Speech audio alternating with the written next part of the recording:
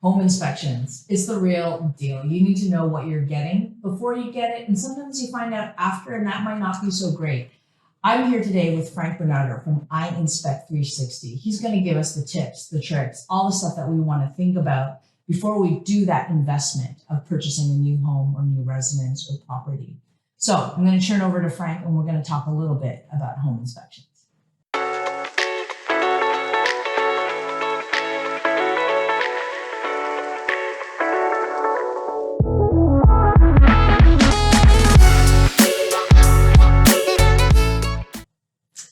Hi, Lee. Hey. Thanks for inviting me here. I'm so excited to talk to you. I mean, a part of why I wanted to chat with you is I work with a lot of clients where before we buy a property, it's really important to know what you're getting. And some of it is more than meets the eyes. It's behind the walls. And also when I work with sellers, I always encourage folks like, you know what, let's get a home inspection, a pre-inspection beforehand so we know what we're dealing with and we can mediate any issues ahead of time. Yeah. So what I wanted to ask you was, how'd you get started? Okay. So as we had a conversation before, I actually had a conversation with a friend of mine who was a police officer. His friend had become a home inspector. My family's been involved in home construction and development. And I thought, you know, it'd be a good idea. So I went to Seneca College, went to an open house, and did the requisite courses. And it, like I said, happened to be that my father was an inspector in real estate, but on a different side of real estate from 1979 to 1990. Yeah. And then when I thought about it after I was finished the course, I was like, wow, this is so unusual that I've kind of fallen into my father's footsteps. Yeah. And and then I started my business. I got mentored by a great, I love to say that he's a great human being because he is. Todd Newhook. He used to own a franchise called Global Property Inspections, and I got introduced to him, and he taught me everything I know today. So I owe him a way of gratitude because he really showed me how to do inspections to protect the client as well as to, you know, protect the liability sides on our side as well as a home inspector. Yeah. So that's how my journey came to fruition today. And basically, I've been in the business now for 10 years, and it's been growing ever since day one. I like to say that I'm a good communicator with people. So I really make my clients who are primarily first-time home buyers understand, you know, the risks of what we're seeing and also explain to them how to use their house. I've done home inspections for people who've never lived in a house. Yeah. And I have to basically go from like opening the door to like showing them how a thermostat works, to showing them a sump pump and what the purpose of the sump pump is. Yeah. So in so being, I've actually changed the way I do my reporting now. Okay. And it's almost like a story, right? Because I've read a lot of home inspection reports from other inspectors, and they basically tell you what a defect is. Yeah. They just say a cracked window, but they don't say what could have caused the crack, if it was thermal, if it was if it was impact damage or mechanical damage or just, wear and tear. So in seeing that, I decided I'm going to start writing narratives to tell people what I'm seeing so that they don't feel like they're in the dark. Yeah, because I've worked with many different home inspectors and they all vary, and some are like, they give you the binder, right? Now it's like PDF documents and you look through it and you're like, well, what is that about? And you're totally right. What is the narrative? How did that happen? How do you prevent it? What are the measures? Yeah. Because oftentimes when there are defects, identified defects, the cost is, what's the remediation cost? Yeah. How do I prevent it from happening again? Yeah. How big or small is that scale? Yeah. So I appreciate that you actually, communication is important. It's very important for me when working with my clients. And that's what I appreciate about you when we first connected, was that you were a human and that you were like, okay, this is what we can do and how we can do it. And so I appreciate that because I think that's a value add. One of the things I wanted to ask you just before we kind of get into this, because there's a bunch of different things I wanted to jump into, is what are some basic 101s that people should just know before buying a house or a condo? Well, you know what? I like to tell people when you walk into an open house, you know, like you're only in there for what, 10 minutes, 15 minutes. Don't look at the superficial items in the house, like the granite countertops, you know, the granite backsplash, the shiny stuff, right? Take a good look at the house, right? Yeah.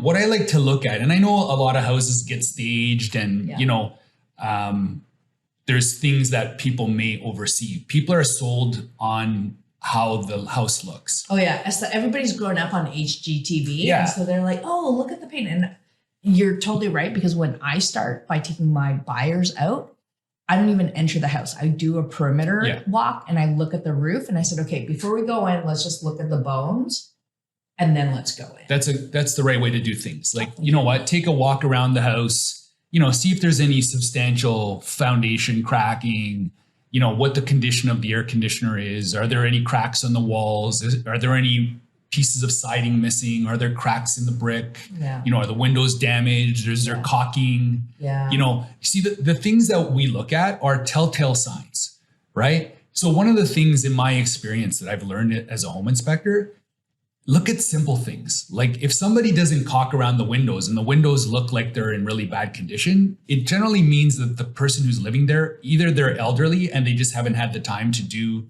the maintenance, or they're just not they just lived in the house and that was it. Yeah. Right? A house is, I don't want to say it's a living organism, but it's something that needs to be tended to on an annual basis. It's like your car. When you buy a car and you drive it off the lot, there are certain responsibilities that you have with that car in order to work properly. Maintain the oil, like change the oil, maintain the tires, take care of the engine, do your constant maintenance. A house is the same thing. You have mechanical equipment that could kill you if you're not careful, right? You have life safety equipment that is there to protect you just in case of an emergency. Yeah. You have to take the advice of the people who've created those pieces of equipment. You have to inspect your furnace annually. You have to inspect your hot water tank annually. You have to change your batteries in your smoke detectors and carbon monoxide alarms. Those are items that, you know, if there's a problem and the fire department comes in and they notice that, you know, your alarms are old or there's no, they're not in working order, you're going to end up with fines. Yeah. Because it's the homeowner's responsibility to look after those items. So at the end of the day, as a homeowner, and I know a lot of people are, you know, they've grown out of their condos and they're now moving into a home. The most important thing is look after the house, right? Maintenance. Don't just look at the beautiful things that are inside the house. Like one of the things I look at when I walk into a house, how clean is the house, right? These are little things that tell me that if the house is not in good condition, like basic cleaning or basic home maintenance, then the rest of the house is going to have its issues as well. Yeah. Right? Another little thing I like to tell people, because we live in an environment where, you know, the weather patterns are changing all the time. They're getting a lot more fiercer. Like the storms are getting a lot more harsher, even in the Toronto area. Take a walk around your house after every bad storm, right? If you have a really bad storm, you know, you get gusts of up to 100 kilometers an hour, almost like a tornado gust, right? It can rip the shingles off your house. Mm-hmm. And it can leave your underlying wood bare, which could lead to leaks. Yes. Right? So I tell people all the time, after a really bad storm, whether it's winter or summer, take a walk around the house and make sure that you're doing your due diligence to make sure that the roof is in good condition. Yeah. Right? Yeah. No, and I think that's really sound advice because we're like, okay, I got the keys. Woohoo. Yeah. And then they're like, oh, I'm supposed to change the filter. I'm like, oh my gosh, you have to change the filter. Yes. Right? Like just little reminders like that. And I think that's really helpful. I appreciate it. What about people who live in condos? Because obviously with condos, you know, the exterior and the guts of the condo is kind of like maintained by the condo board and you should know everything through the status certificate. Yeah. What do you look for when you go into condos? Primarily Ki-Tech. Yeah. Okay. Most condos, I mean, at the end of the day, you really are only looking at the drywall. Like the homeowner is only responsible for anything within that door. Yeah. Right? I did a condo today, it was built 30 years ago. My fear of going to that condo today was that there possibly could be Ki-Tech. Yeah. Okay. The good thing was that there was no Kitech, but the selling agent told me that the stacks were going to be replaced. Okay, the plumbing stacks. Yeah. That's a lot of work. The homeowner, or the unit owner will be responsible. So my buyer, even though it's not a defect that I'm actually seeing, but I know about it, I'm just going to put a comment in there so that they're not, left in the dark, that they will be responsible for a portion of the work that will be required. And otherwise it'll be like, I believe most boards, if they don't do, if you don't pay for it, they just put a lien on the property until the property gets sold. Yeah. Another thing I look at is the fan coil unit. Yes. Okay. So most condominiums today are built with a fan coil unit. What people don't understand is that a fan coil unit is powered by electricity, but the heating and air conditioning are hydronic. So the building will be built with a chiller to chill water that will be running through pipes that goes through a fan coil within that condominium unit. And that's where they get the cold air.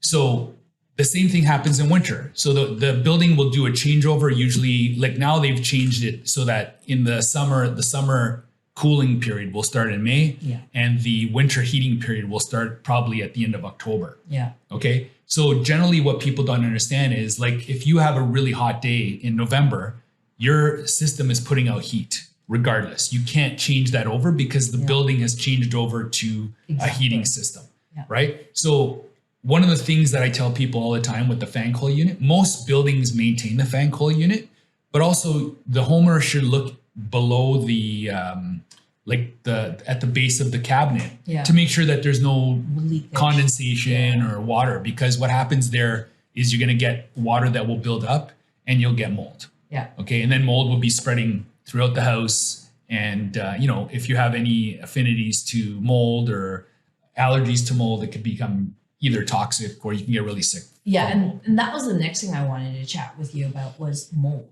right? Because sometimes it's silent and sometimes you don't notice it. Yeah. What's your experience with mold? I've had varied experience. I've actually seen houses where there has been substantial mold growth on the walls. And like outside or on the inside? Basically, you're always going to have mold on the outside, right? Mm-hmm. Mold is a natural occurring, it's an organic organism. There's over 200,000 genera of mold. When we do air quality tests, basically what we do is we take a sample outside. It's called a control sample. And then we do samples on the inside of the house just to see what kind of spore activity we're picking up. If a house has seen repeated wetting, if there's like a flood in the basement and nobody's done any mitigation about it, there's a good chance that you're going to get high levels of toxic molds. And that can be very dangerous because there's certain types of molds that can cause cancer in people, right? So doing an air quality test will basically pick up samples of spores. Then we take those samples to a lab. The lab will analyze it and basically tell us what the composition of that Petri dish that we took as a sample.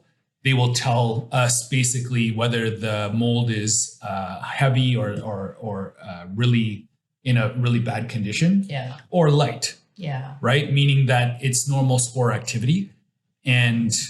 But reading those reports, I can also figure out by seeing what types of spores are found if there's been an issue in the house. Right? If you start to see some toxic molds or molds that are related to continuous wetting, then that could be a serious problem, and it'll give you an indication of there could have been a flood or there could have been a water intrusion event. Yeah. And the homeowner may or may not know about it. Yeah. I mean, so that's actually kind of almost like the next level, because with most home inspections, people don't get air quality unless they smell stuff. Yeah. But talking about smell as well, like you're going to go into an older home. Like I did an older home the other day, a house that was built in 1950. Yeah. It's got wood paneling in the basement, Classic. Carpet, 1970s retro renovation, right? You're going to have a smell. Yeah. Basements are humid, right? The thing is, what we tell people is maintain, get rid of the carpet if you can.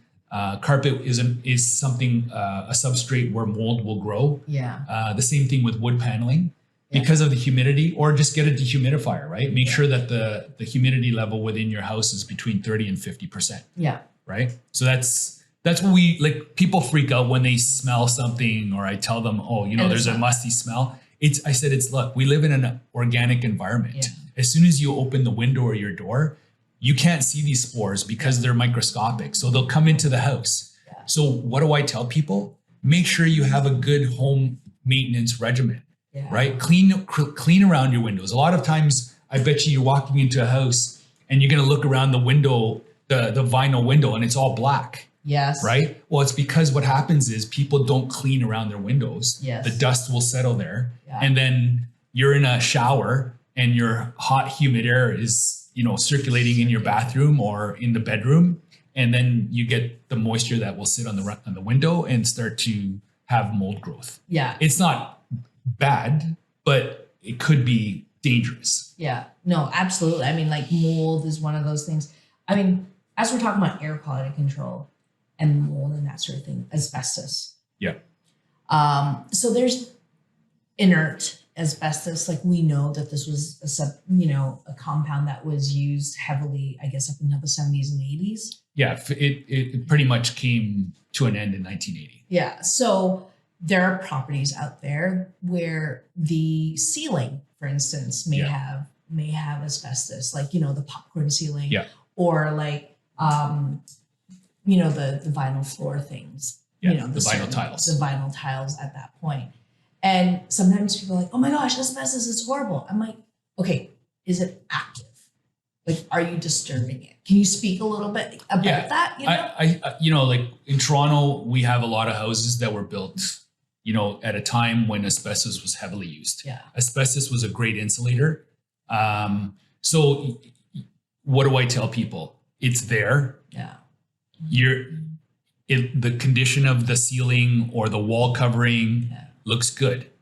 I also put a disclaimer. If you're gonna do a renovation in the house, take samples.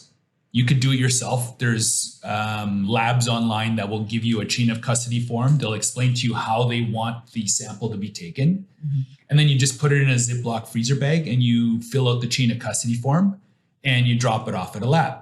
The lab will do the analysis and they'll tell you whether it's got a certain type of asbestos, right? There's also asbestos insulation.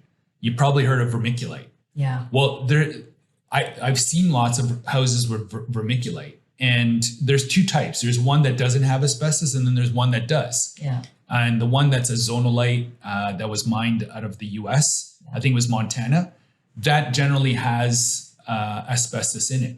So again, you don't have to do anything, but if you're going to do a renovation, it's always a good idea to get it tested and removed. Yeah. Now, removal is quite costly, especially if it's in the attic.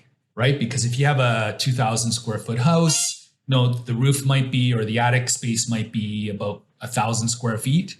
Generally, it's between $7 and $10 that the cost of removal will be quite high for certain people. Okay. One of the things, again, with asbestos and popcorn ceiling. Yeah. If you're going to remove it, the thing that has changed the thinking in renovations today is that a contractor who comes on site, you as the homeowner have to protect that person when they come on site. Yeah. Right? You have to eliminate any barriers from injury. Yeah. Okay. So testing the ceiling, they will either do it if they're a good contractor and they're licensed and they're an ethical person and they're not getting paid under the table and I can do this and I can do that.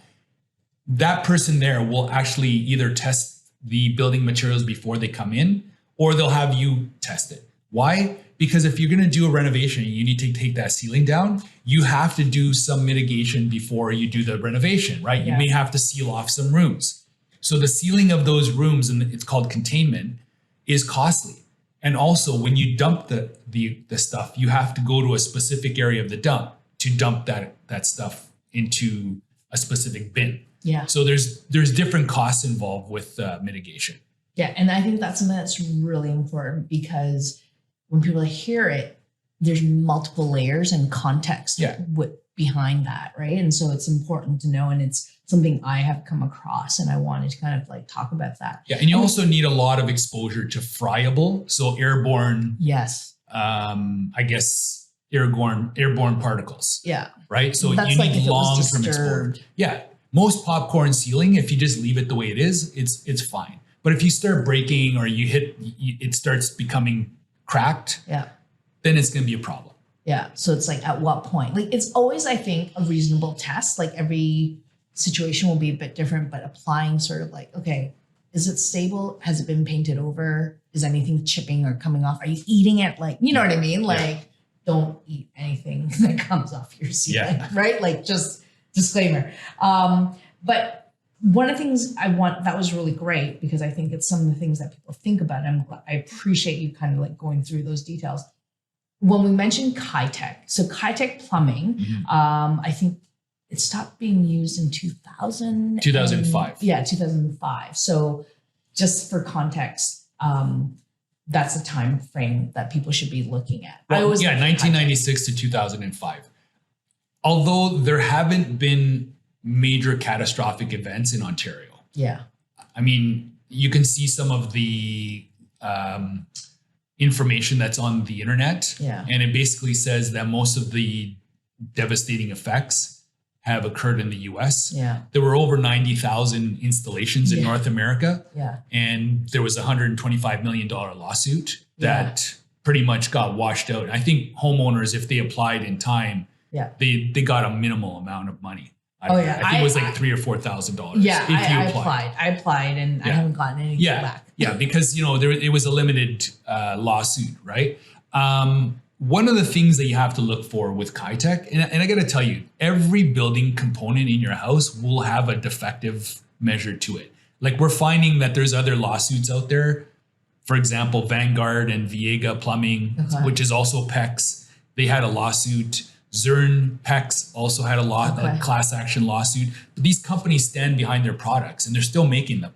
Like, Zern is one of the biggest plumbing companies in the world. They're a global company, right? IPEX is the company that actually produced Kitech in Canada. Yes. They're located in Scarborough. If you go at Pharmacy in Eglinton, you'll see their facility there, right? They're a huge plumbing company. So they stand behind their product. Yes, there have been problems, but just like anything, there could be a problem.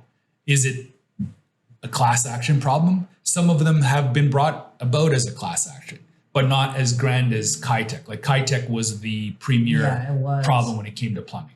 Yeah. Well, and it's important to recognize that there's no bulletproof product out there. Yeah. If it's not applied properly, if it's malice, or, you know what I mean? You accidentally hit it and, I disturbed that, or, so that's one of the things I think that's really important, especially when people buy a home, moving from a condo to owning a home. It's like, where do I start? And some people get really afraid of buying a home. They're like, no, I love my condo. I don't have to worry about it. Someone else is going to take care of it. But I'm like, it's not that scary. Like, you want to make sure you also maintain, like, it's just maintenance. Yeah, like your mechanicals are very important in a house. Yeah. Your air conditioner and your furnace are the most important items in the house. Yeah. Right? But it's like a car. Again, I'm referring to that car analogy, absolutely. Right? Like, you can buy like a Carrier or a Lennox or a Keep Right furnace or air conditioner. Yeah. They all come in different ranges of prices, right? It's just like a car. You can buy a Mercedes-Benz or you can buy a General Motors, right? The Mercedes-Benz is going to have a whole bunch of bells and whistles with a lot of things that might fall apart and be very expensive. Yeah. Or you can buy a General Motors car that may cost you a little bit less, and with proper maintenance might not cost you, a lot of money down the road. But it all comes down to maintaining your equipment. I had a furnace in my own property. It was a year and a half old, and the pressure valve decided that it wasn't going to work anymore. Right. Now, it was under warranty because the company who manufactured that furnace has a 10-year warranty on parts. You have to pay for the labor, but the parts get replaced. But again, it's when I tell people, and we look at industry standards, because people say to me, well, how long is my furnace going to last? I can't tell you at the day of an inspection how long it's going to last. But, by doing some simple testing and looking at the type of equipment, we can pretty much say it's, this old, it should last 15 or 20 years. That's the general industry standard. Yeah. I mean, and I think that's good to know, but it also comes down to maintenance, just simple things like checking. I mean, okay, washers and dryers. Yeah. Laundry rooms. Sorry. Oftentimes when I see the black rubber hose, I'm like, please change that. Yeah. It's going to cost you $10 for each one. Yeah. Like change it to a braided like aluminum or braided metal hose. Right. And I'm like, that will save you the potential of the water pressure constantly exerting its force. So I'm like, that's a cheap deal. Yeah. Right. Those are things that we also mentioned, in our reports, like the little things that they're preventative maintenance, right? Yeah. You don't want to go away on vacation one day and the water that's in the pipe, happens to burst and then you get a flood. So doing little things like making sure you've got the proper equipment in place is very essential. Yeah. What are the common things that you're seeing people often overlook? Well, it could range in a whole bunch of things. Like I recently did an inspection where the selling agent, this is a house that was sold for $2.3 million, like 3,500 square foot, beautiful house, fully renovated basement, which was again, bells and whistles. Yeah. The selling agent didn't want our buying agent to do the home inspection. And I have to tell you, it was a beautiful house, but there were so many defects. And one of the things that, again, the buyer didn't notice was that there was caging on the outside of the house, right? Now, this house happened to be in an area where there was a ravine with a water, like a stream in the back. Yeah. And so you're going to get wildlife, right? Well, I went up into the attic and it looked like the raccoons had a party in the attic. All the insulation was compressed. You can see that there were paths, right? So the raccoon would have done some significant damage up there. So where was the caging? The caging was on the outside of the soffits. So generally what the pest control company will do is they will put caging wherever they feel fit the animal is going to try and enter into the attic. Yeah. Right? Because we've displaced a lot of animals by building houses where we build them, right? And then they know that humans, especially raccoons are almost as smart as humans sometimes, right? So they know that, hey, if I go inside that house, I can keep my children warm. Yeah, of course. Right? So they go into the house and they make this nest for themselves or a little home. Yeah. They have their kids up there, but they also, urinate and they'll defecate up there. And that could become vectors for disease. Yes, right? Absolutely. So a lot of people don't understand that when you do have an intrusion like that, you do have to clean out the attic because, there's situations where if they've urinated in different spots, it could cause serious problems, health issues. So you were representing the seller? I was representing the buyer. But the seller didn't want you to go. The seller didn't want us to do an inspection because they thought it was a beautiful house.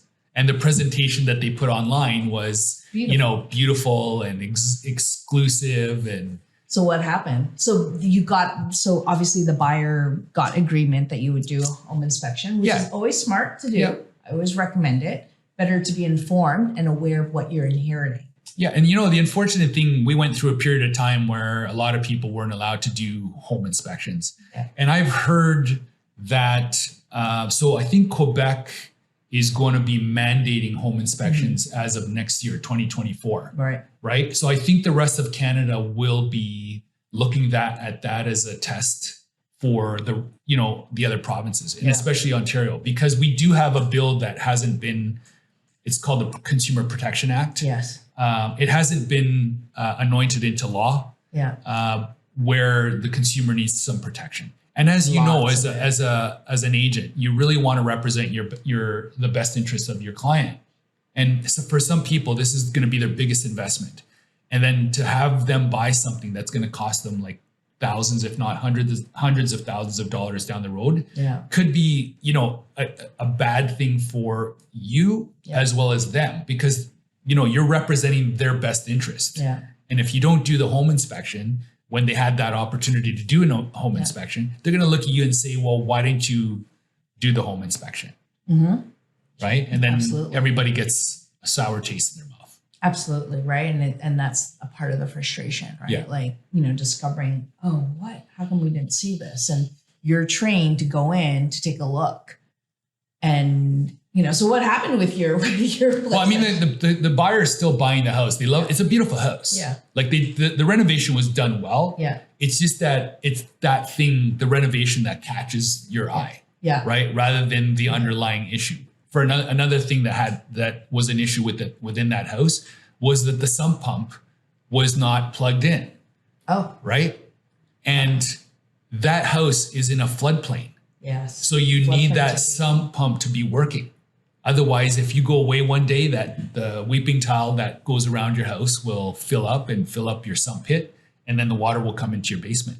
And that's another thing a lot of people don't actually think about, right? They see this piece of equipment in their house, but they don't actually do anything about it. Like a sump pump will last 10 years. It's working all the time. You may not hear it working, but when it gets to a certain level, it'll be pumping water out. Yeah. And it's sucking up debris and tiny rocks, it could get damaged. Yeah. So it's always best that, and I always put it, even though it's something that I'm looking at and it may be working fine at the time of the inspection, I always put that it needs an inspection every year. Yeah, that's good. Right? It's a safety experience, piece of equipment. And if your insurance company knows that you have it and you haven't done the requisite, maintenance to it, they may deny your claim. The same thing with, everybody's talking about backflow prevention devices. Yes. People are getting them installed, but you need to maintain them every 6 months. As soon as you tell your insurance company that you have a backflow prevention device installed on your water line, your sewer line, if you don't maintain that and your basement floods, you're on the hook. You're on the hook.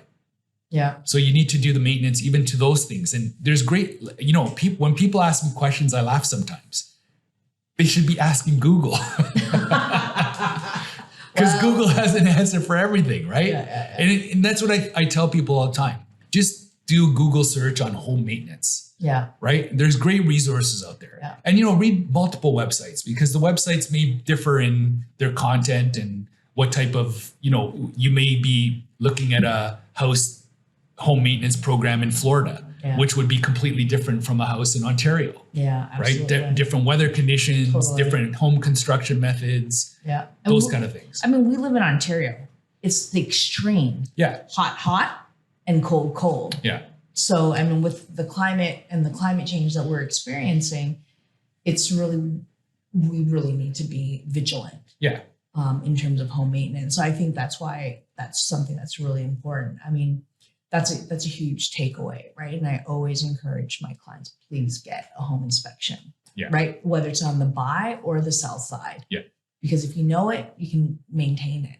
And when you're doing a pre-listing inspection, if you do a home inspection, it gives you an idea of what a possible home inspector will bring to the table.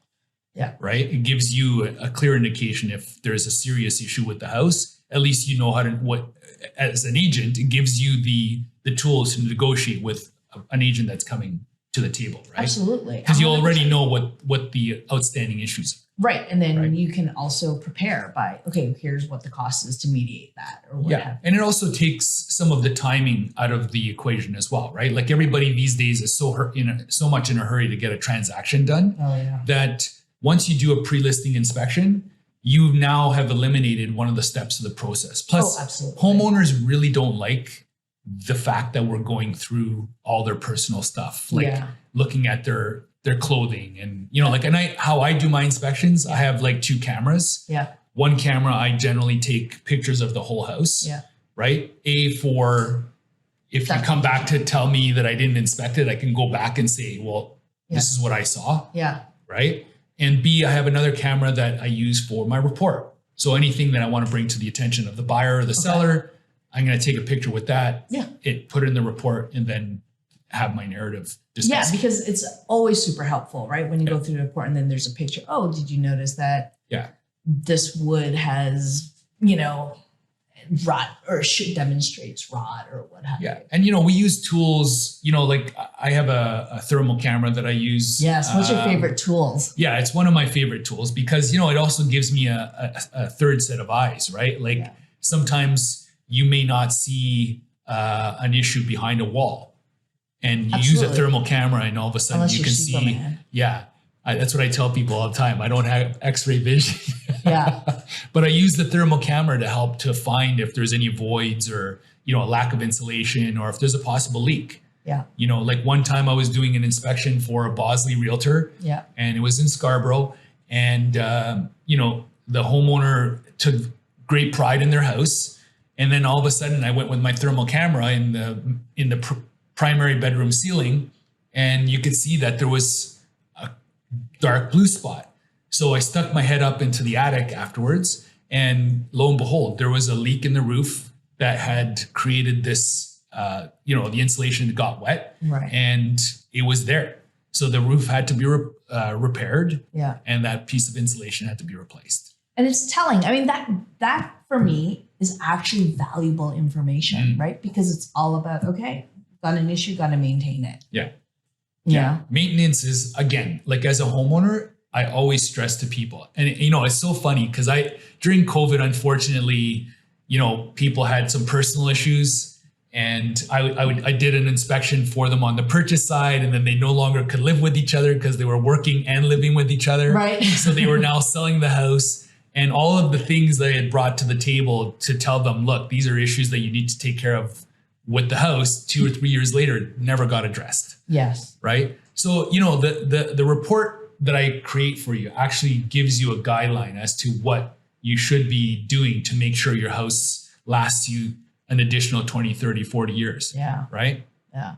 And I think that, and I've worked with clients where they get that report and I'll walk them through it and say, hey, I mean, you will also walk them through it. Like, that's a part of, helping them understand, but oftentimes they're like, okay. And then I think sometimes it gets filed away. I'm like, did you get this taken care of? Yeah.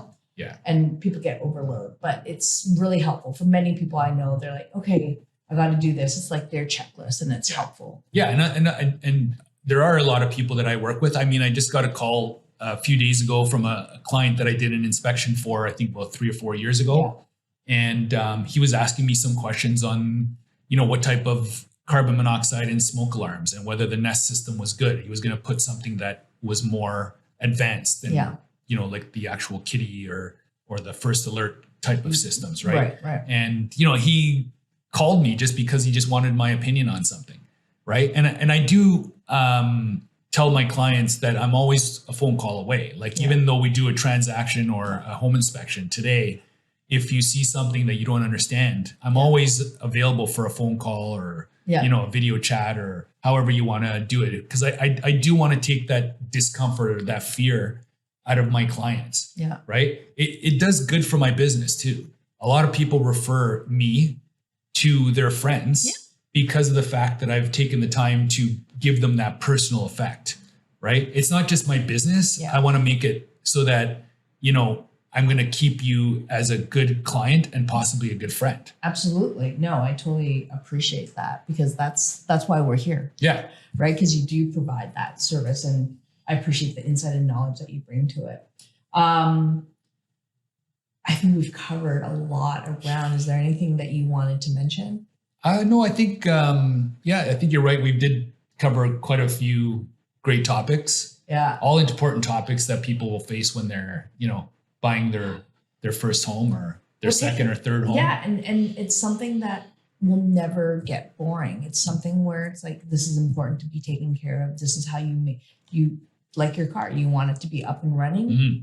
These are the things you need to do to take care of it. I love to always end with a good quote, and you actually have a great quote. And the quote that you have shared is, you miss 100% of the shots you don't take, by Wayne Gretzky. Right. So talk to me about why that's your favorite quote. Because when I started in my business, one of the things that people fear all the time is like asking somebody for their business. Yes. Right. And one of the things I did when I started my business was I created a little gift bag. Okay. Right. And I put my branding on it and I went and bought bottles of water, and I took the label off the bottle of water, and I got my own label printed, and I put my and I used to go to open houses, right? Yeah. And you know what? I'd go to like 15, 20 open houses on a Saturday, the same thing on a Sunday. I was constantly doing the shots. Yeah. Right. And yes, you know, like a lot of people would say, oh, don't bother me, I'm doing an open house. But there were a lot of people that were receptive.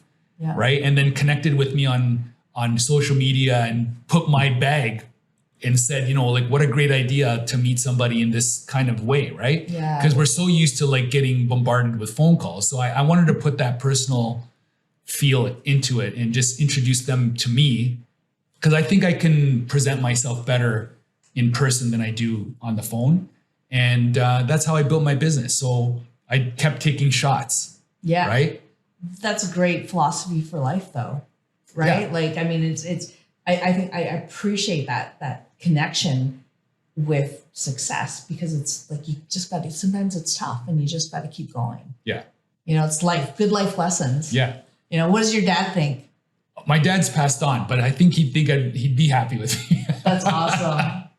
Well, thank you so much for your time. Thank you. I really appreciate it. And there's a lot of knowledge that was just shared. Awesome. Thank you very much. Great seeing you and working with you. Definitely.